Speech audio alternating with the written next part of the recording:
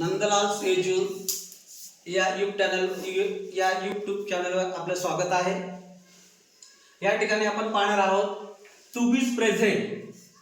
To be present am is are. Am is are म्हणजे त्याचा अर्थ आहे। तर बघा या ठिकाणी बघा आपण वाक्यरचना शिकतो। आय एम पर्यंतचे जे की नाही वाक्यरचना जशीच्या तशी ठेवायची। आय एम हियर, मी येथे आहे। आय एम देअर, मी तेथे आहे। आय एम अशोक, मी अशोक आहे।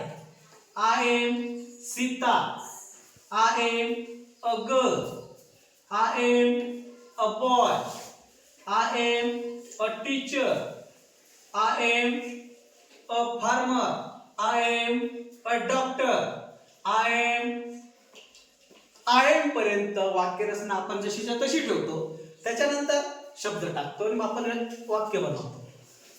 तसंच वी आर, बघा वी आर हियर, इथे शब्द लिहायचा आहे हियर। वी आर हियर, आम्ही येथे आहोत। वी आर देअर, आम्ही तिथे आहोत। वी आर गर्ल्स, आम्ही मुली आहोत। वी आर टीचर्स, आम्ही शिक्षक आहोत। वी आर बॉईज, आम्ही मुले आहोत। वी आर डॉक्टर्स, आम्ही डॉक्टर्स आहोत।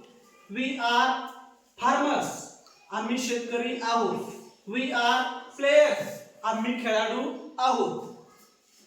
आता पुढे बघा, यू आर हियर, तू इथे आहेस। यू आर देअर, तू तिथे आहेस। यू आर अशोक, तू अशोक आहेस। You are Sita, you are a girl. You are a boy, you are a teacher. You are a doctor, you are a farmer. आता इथं सुद्धा तसंच ही इज पर्यंतची वाक्यरचना आपल्याला तशी ठेवायची आहे। ही इज हियर, बघा हा हियर शब्द इथे लिहायचा आहे आणि मराठीचा अर्थ इथे आहे। ही इज हियर, तो येथे आहे। ही इज देअर, तो तिथे आहे। ही इज अशोक, तो अशोक आहे। ही इज सीता तर म्हणता येणार नाही कारण ती स्त्रीलिंगी आहे, बरोबर, कारण तो सीता आहे आपण असं म्हणणार नाही। किंवा ही इज अ गर्ल, हे सुद्धा आपण म्हणणार नाही कारण गर्ल ही मुलगी आहे, तो मुलगी आहे असं आपण म्हणणार नाही। फक्त आपण he is a boy, he is a teacher, he is a doctor, he is a farmer म्हणू शकतो, बरोबर। आता तसं शी इज हियर, ती येथे आहे। शी इज देअर, ती तिथे आहे। शी इज अशोक तर म्हणू शकत नाही कारण ती अशोक आहे असं म्हणणार नाही कारण अशोक हे मुलाचं नाव असतं, हा। परंतु आपण बघा शी इज सीता, ती सीता आहे म्हणू शकतो। शी इज अ गर्ल, ती मुलगी आहे।